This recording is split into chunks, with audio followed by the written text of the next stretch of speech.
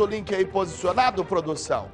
Vamos então ao vivo acionar o repórter Índio Maringá, que vai conversar agora com uma pessoa que vai falar sobre esse assunto, dessa agressão que aconteceu. Trata-se de uma psicóloga que vai conversar com um índio e ela vai dar aí orientações como que os pais devem agir nesse tipo de situação. Tanto os pais da criança agredida como os pais das crianças agressoras, Índio. Boa tarde.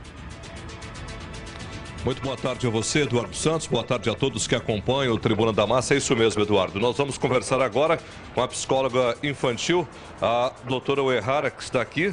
E realmente, doutora, é muito importante que os pais, eles tenham a consciência tanto do que o filho está sofrendo bullying, como também dos que estão praticando. Boa tarde, a senhora está ao vivo no Tribuna da Massa com o Eduardo Santos. Quais são as orientações? Boa tarde. Bom, os pais precisam estar muito atentos aos comportamentos das crianças. Por quê? O comportamento delas sempre querem nos dizer algo. Então, muitas vezes de algum sofrimento que elas estejam vivendo. Então, as crianças começam a apresentar baixo rendimento escolar, sintomas de muito medo, ansiedade, depressão, baixa autoestima, né? Que pode chegar até casos de suicídio. Então, é algo muito sério. Então, os pais e a escola precisam estar atentos aos comportamentos da criança. Então, também é muito importante que exista um canal de comunicação aberto. Se a criança se sente segura, acolhida, porque muitas vezes a criança tem medo de relatar aos pais, porque ela não sabe se o pai vai acreditar no que ela está falando, o que os pais vão fazer com aquela informação, né? Se os pais vão expor, né? Então, a criança tem muito medo sobre o que vai acontecer com ela. Então, os pais precisam acolher, precisam ter sempre esse diálogo acontecendo dentro de casa. E também é muito importante que a escola faça palestras e capacitações para os professores e para os alunos também, porque a gente precisa falar sobre esse assunto que é o bullying, né? O bullying ele pode acontecer de várias formas, né? Através de agressões verbais, através de agressões físicas. Então, a outra criança começa a humilhar, discriminar, excluir, ofender, né? Colocar apelidos. E isso vai abalando muito a autoestima da vítima.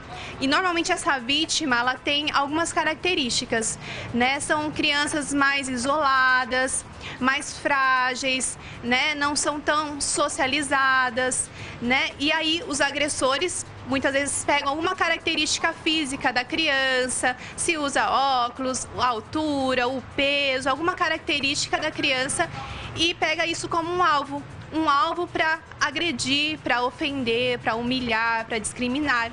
E isso vai ferindo muito a vítima. E essa vítima se cala, né? Muitas vezes ela tem medo de falar o que está acontecendo, porque algo pior pode vir a acontecer. Então, é muito importante que os pais e a escola estejam muito atentos ao comportamento das crianças. Então, uma criança que era muito comunicativa, brincava com as outras crianças e agora já não quer participar mais de alguma festinha ali da escola, fica muito trancada dentro do quarto, começa a ter muitos medos, então medo que algo de ruim aconteça, né? Começa a chorar por motivos que os pais não entendem o porquê.